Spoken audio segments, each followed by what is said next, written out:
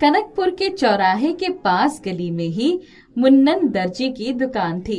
दुकान क्या थी, एक स्टूल के सामने सिलाई मशीन रख लिया था। वो मशीन भी पुरानी थी, पर उसके कमाने खाने का साधन बन गई थी।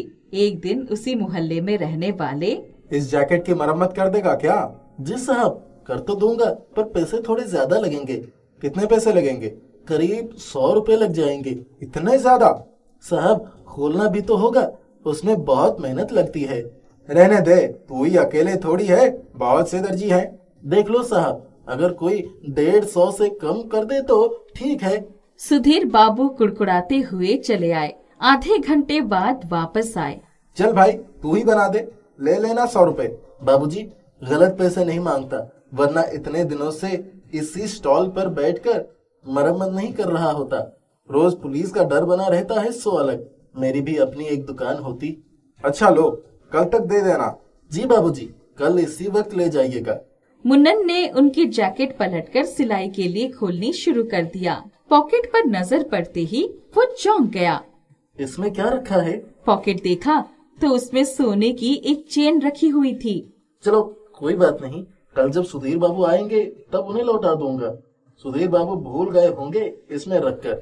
दूसरे दिन जब सुधीर बाबू आए तो मुन्नन ने उन्हें जैकेट पकड़ा दिया। उन्होंने उसे 100 का एक नोट पकड़ा दिया। बाबूजी, इसकी पॉकेट में ये सोने की चेन पड़ी थी, इसको रख लीजिए। अच्छा लाओ, दो। सुधीर बाबू को याद आया कि उनकी पत्नी ने ये चेन ठीक करवाने को दी थी और वो इसे जैकेट में रखकर भूल गए थे। आज तो बड़ा भारी नुकसान हो जाता। ये दर्जी तो निहायत शरीफ और ईमानदार निकला। इतनी महंगी चेन इसने वापस कर दी, रख भी तो सकता था।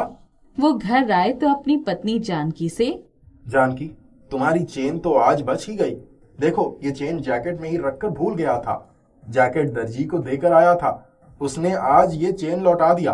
देखो, आज के जमाने में भी कितने ईमानदार लोग हैं। अभी एक चेन बनवानी पड़े तो 50,000 लगते हैं। सुनो, मैं सोच रहा हूँ हमारे पास बाहर की तरफ जो एक कमरा खाली पड़ा है, क्यों ना उसको दे दें। कम से कम बेचारे को एक स्थायी जगह मिल तो जाएगी, और हम भी कहीं आएंगे जाएंगे तो घर की चिंता भी नहीं रहेगा। बात तो तुम्हारी ठीक है, पर बाद में कहीं उसकी दुकान चल निकली और वो कमरा छोटे से इनकार कर दिया तो? इतनी दूर की क्यों सोच रही हो? अगर नहीं ठीक लगता है तो हटाते कितना समय लगेगा? ठीक है, जैसी तुम्हारी मर्जी। दूसरे दिन ही सुधीर बाबू मुन्नन की दुकान पर पहुंच गए। अच्छा भाई मुन्नन, घर में कौन कौन है?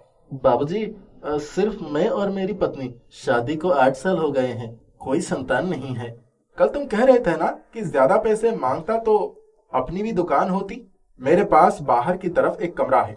हम चाहते हैं कि तुम अपनी मशीन उसी में रखो और एक तरफ अपने रहने का इंतजाम कर लो। बरामदा में आंगन है, तुम्हें रोज रोज पुलिस का डर भी नहीं रहेगा। अरे नहीं बाबूजी, मैं यहाँ ठीक हूँ। मेरी पत्नी अकेली रहती है, उन्हें भी तुम्हारी पत्नी का साथ मिलनी चाहिए। उनके काम में थोड़ी मदद करवा देगी। पर बाबूजी, इतना किराया कहाँ से आएगा? जैसा आपने बताया, आपका घर तो बड़ी अच्छी जगह पर है। मैं कोई किराया नहीं मांग रहा हूँ, बस एक ईमानदार आदमी की तलाश में था। हम लोग अक्सर बच्चों के पास चले जाते हैं, घर की चिंता सताती रहती है। तुम रहोगे तो हम निश्चिंत होकर जा सकते हैं। ठीक है बाबूजी, कल बताता हूँ। हाँ हाँ, अपनी घरवाली से पूछ लो, फिर जवाब देना। मैं चलता हूँ। उनके जाने के बाद बाबूजी मेरी ईमानदारी पर मुग्ध हो गए हैं, वरना कौन अपना घर दे देता। 1000 रुपए घर का किराया देता हूँ, दुकान के लिए पुलिस को अलग से देना पड़ता है। मौका अच्छा है, किसी से पूछने की जरूरत ही क्या है। उस दिन सारे समय वो खुश होकर काम करता रहा। घर गया तो अपनी पत्नी से सारी बात बताई। उसकी पत्नी, देख लो, ये घर भी छोड़ते और वहाँ भी ठीक ठाक ग्राहक न मिले तो हम तो कहीं के नहीं रहेंगे। एक काम करते हैं, पहले मशीन वहाँ रखकर कुछ दिन सिलाई करते हैं। अगर दुकान चल निकली तो वहाँ रहने लगेंगे। क्या सोचती हो? हाँ, ये भी तो ठीक रहेगा। अभी ये घर नहीं छोड़ेंगे। दूसरे दिन जब सुधीर बाबू आए तो मुन्नन उनके साथ जाने को तैयार था। एक रिक्शा बुलाकर उस पर मशीन रखवा दिया और दोनों लोग रिक्शा पर सवार होकर सुधीर बाबू के घर के सामने पहुंच गए। सुधीर बाबू का घर क्या था? पूरी हवेली थी। मुन्नन हैरानी से हवेली की तरफ देखने लगा। अंदर ले चलो भाई। रिक्शा भीतर गया तो सुधीर बाबू उतर गए और बोले, मशीन उसी कमरे में उतार कर रख दो। मुन्नन ने मशीन रखवाकर रिक्शे वाले को पैसे दे दिए, पर अपना झोला एवं अन्य सामान कमरे में रखने लगा। तभी तुम्हारा परिवार नहीं आया? बाबूजी, अगले हफ्ते तक आ जाएगी वो। ठीक है, अपना सामान जमा लो। मुझे लगता है यहाँ तुम्हारी दुकान चल निकलेगी, क्योंकि इधर कोई दर्जी भी नहीं है। सुधीर बाबू ने हवेली से उसके लिए चाय और बिस्किट भिजवा दिया। उसने अपना काम शुरू कर दिया। मुन्नन के पास ग्राहक आने लगे थे। सुधीर बाबू भी याद कदा कोई चीज सिलवाने के लिए दे जाते, पर मुन्नन उनसे पैसे न लेता। 1 महीना बीत गए। मुन्नन अपनी पत्नी मीना को भी ले आता है। अरे बाप रे, तुम यहाँ रहते हो? किस्मत जाग गई हमारी तो। मैं तो सबसे पहले मालकिन से मिलने जाऊंगी। देखो जरा कैसी है। ठीक है, चली जाना। पहले अपना चूल्हा चौका तो जमा लो। हाँ, काम खत्म करके ही जाऊंगी, तुम चिंता मत करो। मीना घर का सारा काम खत्म करके शाम को हवेली पहुंच गई। अभी वो दरवाजे पर ही थी, अपने पति का नाम सुनकर वही ठिठक गई। उसने मालकिन को कहते हुए सुना कि तुम कह रहे थे कि मुन्नन की पत्नी की कोई संतान नहीं है, क्यों ना हम ये बच्चे उन्हें दे दे। हम भी बदनामी से बच जाएंगे और उनकी भी माँ बाप बनने की इच्छा पूरी हो जाएगी। वो तो ठीक है, पर तुम्हारी लाडली जब ठीक होकर अपने बच्चे के बारे में पूछेगी तो क्या जवाब दोगी? रवि अगर मोटरसाइकिल एक्सीडेंट में मारा न जाता तो हमारी बेटी को ये सब दुख झेलना ही नहीं पड़ता। मीना चुपचाप वहाँ से वापस आ गई। आते ही, सुनो जी, हमारी किस्मत खुलने वाली है। क्या हुआ? मीना ने मुन्नन से वो सारी बातें बता दी जो कुछ वहाँ सुना था। तू सच कह रही है? हाँ, मैं सच कह रही हूँ। तुम्हें कोई ऐतराज तो नहीं होगा? मुझे भला क्या ऐतराज हो सकता है? हमारा घर उसकी किलकारियों से गूंज उठेगा। मीना खुशी खुशी घर का काम करने लगी। तभी सुधीर ने आवाज लगाई, मुन्नन, तुम्हारी पत्नी आ गई है क्या? जी बाबूजी, आज ही आई है। हवेली में भेज दो, जरा जानकी ने बुलाया है। जी बाबूजी, अभी चली जाएगी। मीना हवेली में गई तो जानकी ने उसे बड़े प्यार से अपने पास बिठाया, फिर आंसू पोंछते हुए सारी बातें दोहरा दी। पर मालकिन, गुड्डू बेबी मान जाएगी। अफसोस तो इस बात की है कि गुड्डू को ऐसा सदमा लगा है कि वो पागल हो गई है। उसे तो पता ही नहीं कि उसका बच्चा किस हालत में है। एक्सीडेंट के समय दोनों साथ ही थे। वो चला गया और ये बच गया। जब इसको होश आया तो रवि जा चुका था। बच्चे को तो तब से मैं संभाल कर रखी हूँ। मालकिन, मुझे ये बच्चा दे दीजिए, मैं इसे पानी छाती से लगा कर रखूंगी। हम यहाँ से दूर चले जाएंगे।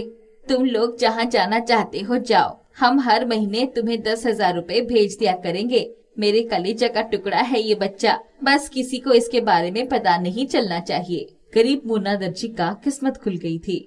उन्होंने उसी दिन कनकपुर छोड़ दिया। वहाँ जाकर चिट्ठी लिखकर अपना पता सुधीर बाबू को भेज दिया करती। मनीष की एक किताबों की दुकान थी, लेकिन कुछ दिनों पहले ही उनकी दुकान में शॉर्ट सर्किट की वजह से आग लग गई थी। अपनी जान बचाने के लिए ऊंचाई से कूदने की वजह से मनीष के पैरों में प्लास्टर लगाना पड़ गया था। प्लास्टर तो खुल गया, पर एक ऑपरेशन करवाना होगा।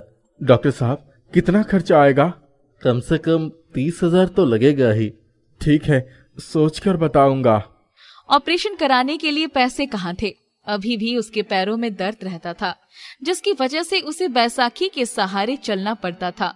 धीरे धीरे पूरा साल बीत गया था। एक दिन उसकी पत्नी, अब हमारा खर्च कैसे चलेगा? तुम्हारे इलाज के लिए भी तो पैसे चाहिए। कहाँ से लाएंगे हम पैसे? सब कुछ तो भस्म हो गया। कुछ ना कुछ तो सोचना ही पड़ेगा। तभी उनकी बेटी प्रिया स्कूल से आई। माँ, आज मुझे नूडल्स के पकोड़े खाने हैं। तुम्हें पता है हम कितनी मुश्किल से दिन गुजार रहे हैं। तभी प्रिया रसोई में से नूडल्स के पैकेट्स लेकर आई। ये देखो ना, कितने सारे नूडल्स के पैकेट तो रखे हैं। ओह, ये कहाँ थे? उसी रसोई वाली अलमारी में माँ। सुमन तुरंत उसने नूडल्स को उबालकर उसके पकोड़े बनाए और मनीष को भी एक प्लेट लाकर दे दिया। तभी मनीष का दोस्त ललित आ गया। उसकी पास में ही चाय की दुकान थी। आओ ललित, पकोड़े खाओ। देखो, सुमन ने नूडल्स के पकोड़े बनाए हैं। अरे वाह, नूडल्स के पकोड़े। हाँ, प्रिया का बड़ा मन था नूडल्स खाने का। ये तो बड़े स्वादिष्ट हैं। भाभी, आज थोड़ा अधिक पकोड़े बना लीजिए। शाम को अपनी दुकान पर भी रख दूंगा। आजकल बच्चे ये सब बहुत पसंद करते हैं। ठीक है भाई साहब, पर नूडल्स तो खत्म हो गए हैं। भाभी, मैं नूडल्स अभी भिजवा देता हूँ। अगर ये बिक गए तो हम नूडल्स के पकोड़े भी बेचा करेंगे। चाय के साथ ये कुरकुरे पकोड़े बहुत मजेदार लगेंगे। ललित ने थोड़ी देर में ही ढेर सारे नूडल्स भिजवा दिए। ठीक है, अभी आधे घंटे में तुम आकर पकोड़े ले जाना। सुमन ने नूडल्स के पकोड़े बनाकर उस व्यक्ति को दे दिया। शाम को ललित भागते हुए उनके घर आया।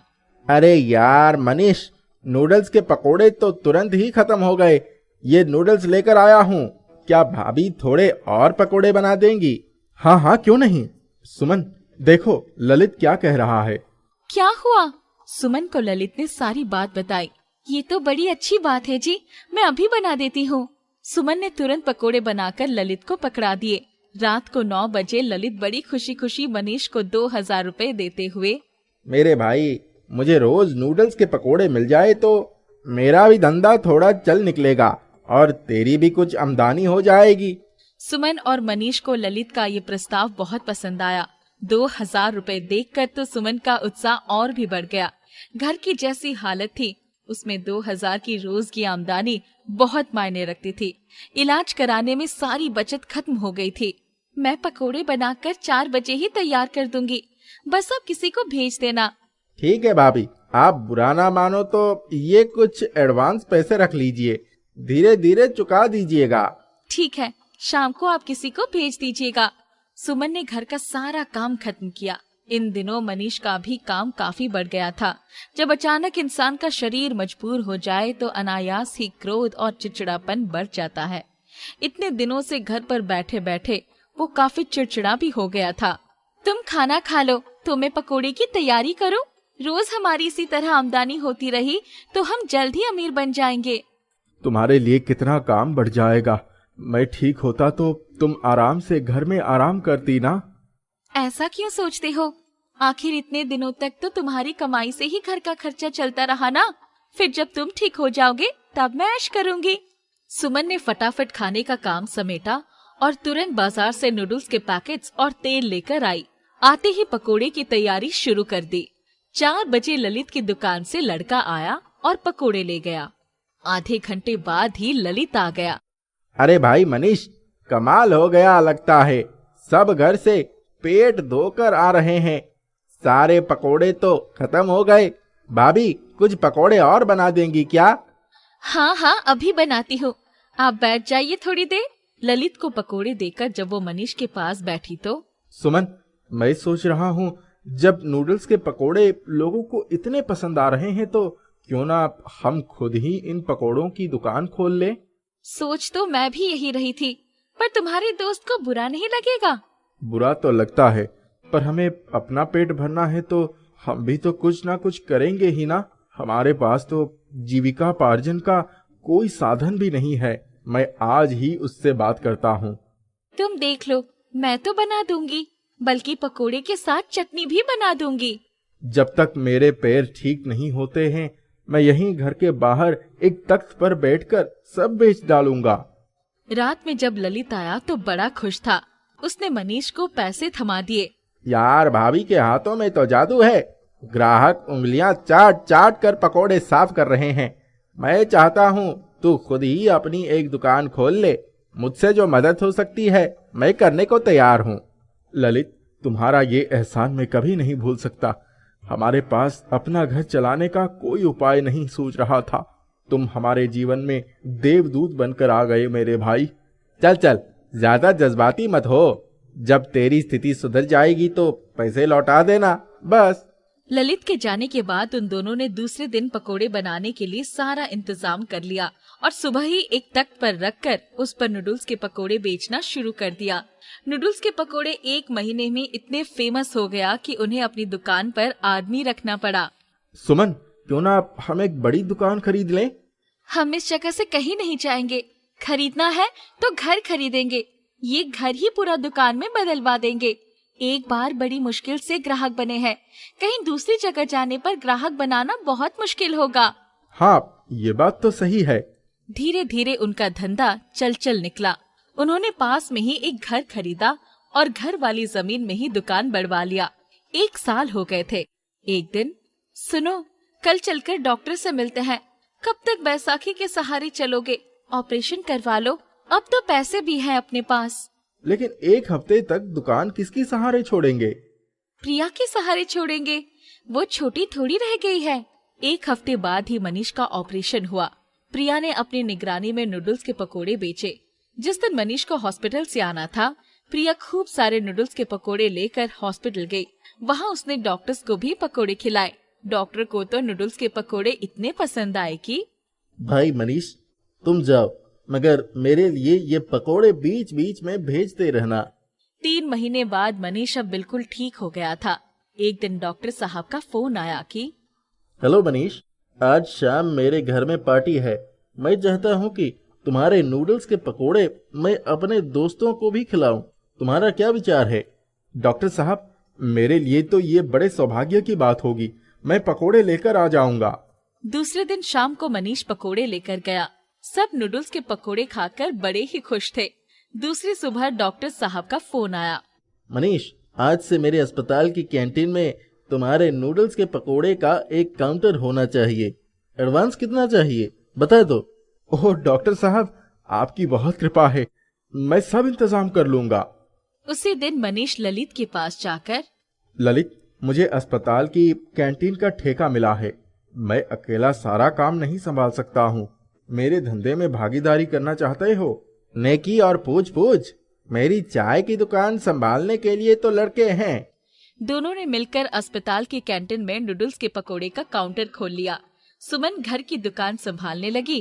कुछ ही दिनों में उनके पास बहुत पैसे हो गए। एक दिन, ये नूडल्स के पकोड़े की सफलता का पूरा श्रेय मेरी प्यारी प्रिया को जाना चाहिए।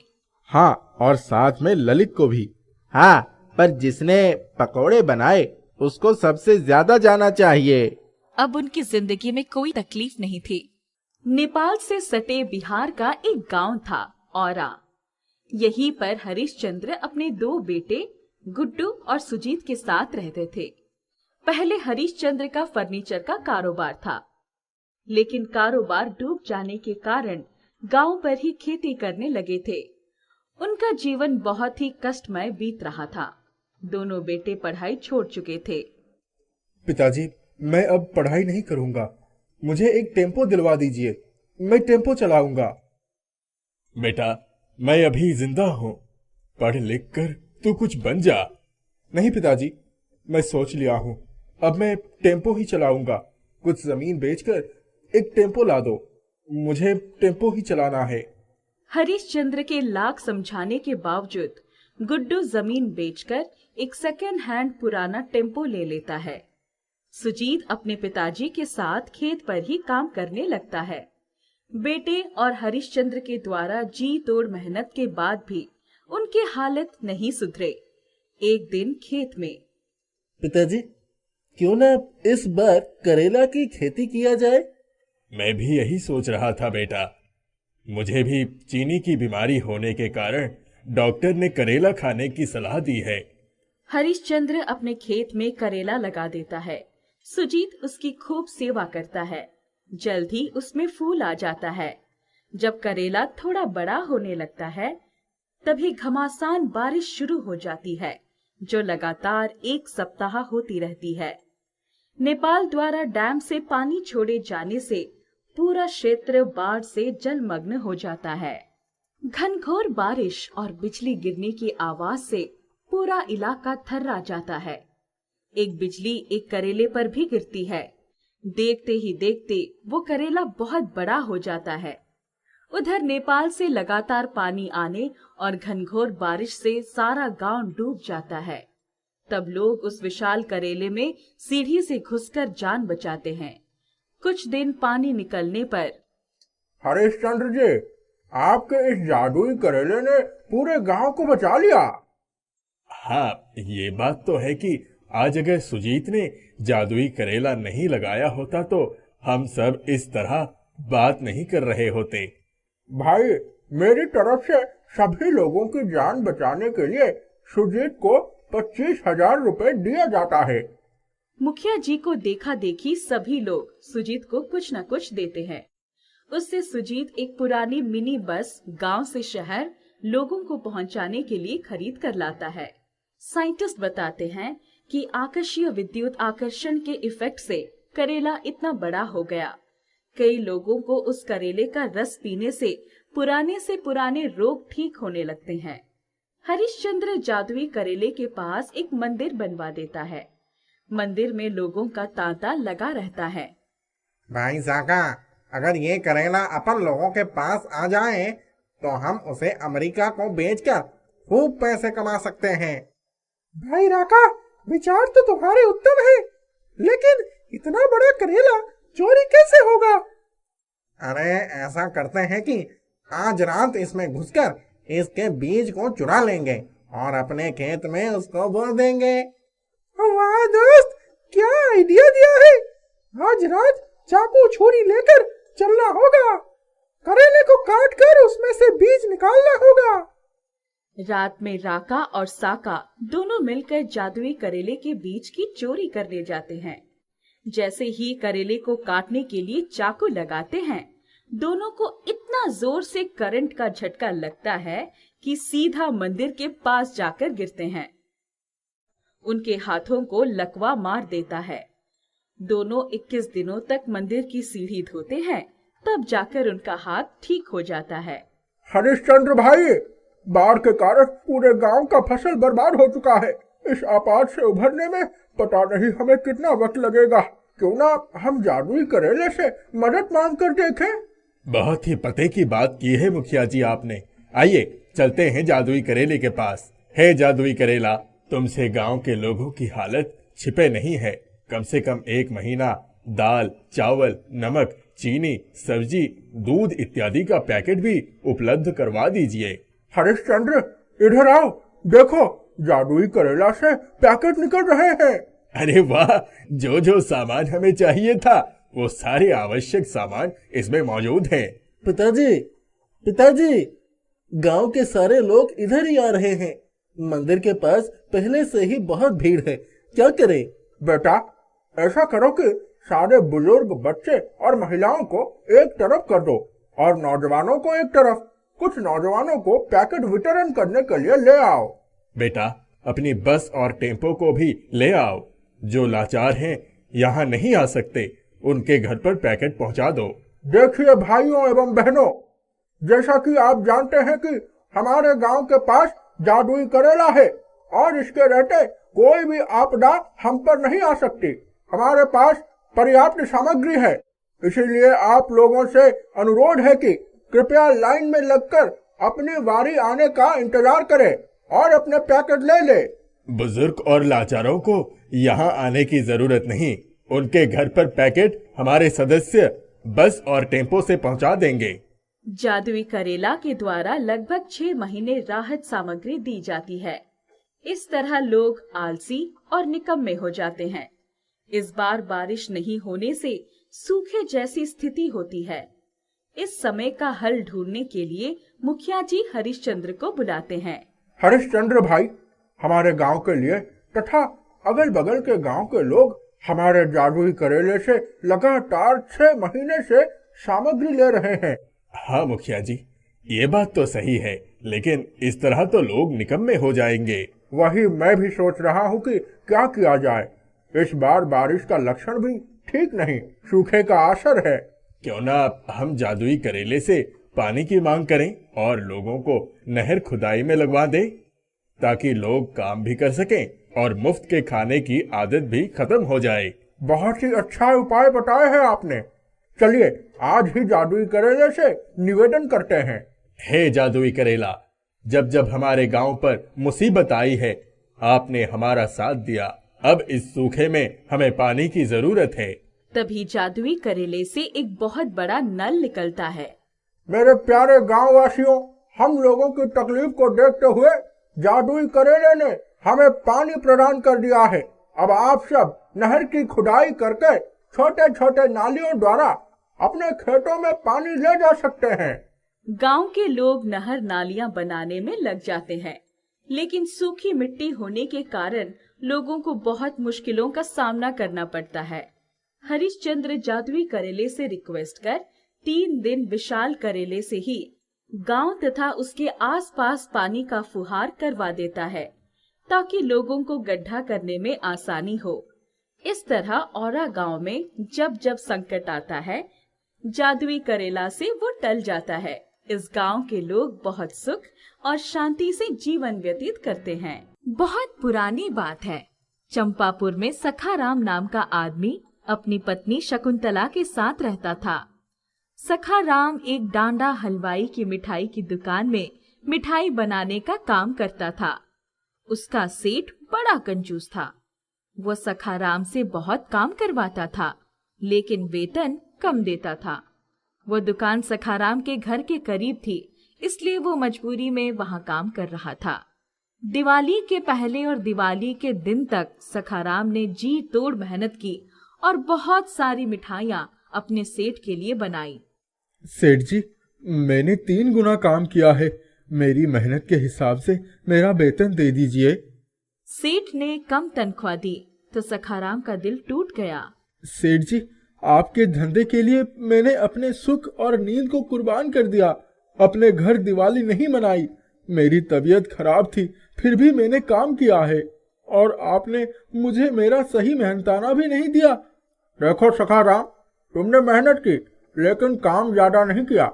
मैंने तुम्हें तुम्हारे काम की सही कीमत दी है। यदि तुम्हें ठीक नहीं लगता है तो छोड़ दो काम। तुम्हारे जैसे मुझे 36 मिल जाएंगे। चलो जाओ यहाँ से। सखाराम दुखी होकर घर की तरफ चल पड़ा। वो पहले से ही बीमार था। घर पहुंचकर उसे बुखार चढ़ गया। इसके बाद 3-4 दिन तक काम पर नहीं जा पाया। 5वें दिन वो सेठ की दुकान पर पहुंचा। सेठ जी, माफी चाहता हूँ, आज आने में देरी हो गई। सिर्फ देरी नहीं, बहुत देरी हो गई। क्या मतलब सेठ जी? मुझे तुम्हारी जरूरत नहीं है, मैंने दूसरा आदमी रख लिया है। सखाराम को बड़ा झटका लगा। वो मुंह लटकाकर घर की तरफ चल पड़ा। कुछ दिनों तक सखाराम ने काम की तलाश की, लेकिन सफल न हुआ। सुनिए जी, आपके हाथ में मिठाई बनाने का अच्छा हुनर है, क्यों ना एक मिठाई की छोटी दुकान शुरू की जाए? बात तो ठीक है, लेकिन इसके लिए रुपए चाहिए। मेरे गहने किस दिन काम आएंगे? आप इन्हें गिरवी रखकर व्यापार शुरू करें, मैं आपका साथ दूंगी। सखाराम ने किराए की दुकान ली और छोटा मिठाई का व्यापार शुरू कर दिया। दोनों बड़े मेहनती और नेक थे। कुछ दिन के बाद शकुंतला बीमार हो गई, लेकिन मिठाई के व्यापार में सदैव अपना योगदान देती रही। उसकी बीमारी में सखाराम के बहुत सारे पैसे लग जाते थे। इसी वजह से सखाराम गरीबों के दलदल में फंसा हुआ था। शकुंतला, तुम चिंता मत करो, मैं तुम्हारा इलाज शहर के बड़े अस्पताल में कराऊंगा। यहाँ के डॉक्टर सिर्फ आश्वासन देते हैं, लेकिन सही इलाज नहीं करते हैं। देखिए जी, आपने मेरा बहुत इलाज कराया है, लेकिन मेरी बीमारी ही ऐसी है कि इसका दूर होना अब संभव नहीं लग रहा है। डॉक्टरों का क्या कसूर है जब अपनी बीमारी ही लाइलाज है। अब सब कुछ ईश्वर पर छोड़ दीजिए। मैं भी ईश्वर में विश्वास रखता हूँ, लेकिन अपनी तरफ से कोई कसर नहीं रखता हूँ। मैं दुगनी मेहनत करूँगा, अधिक से अधिक पैसे कमाऊंगा और तुम्हारे इलाज में लगाऊंगा। देखिए जी, 2 रोटी गाय और कुत्ते को दे दीजिए और उसके बाद भोजन कर लीजिए। एक बात तो है कि तुम गाय और कुत्तों को खिलाने की बात नहीं भूलती।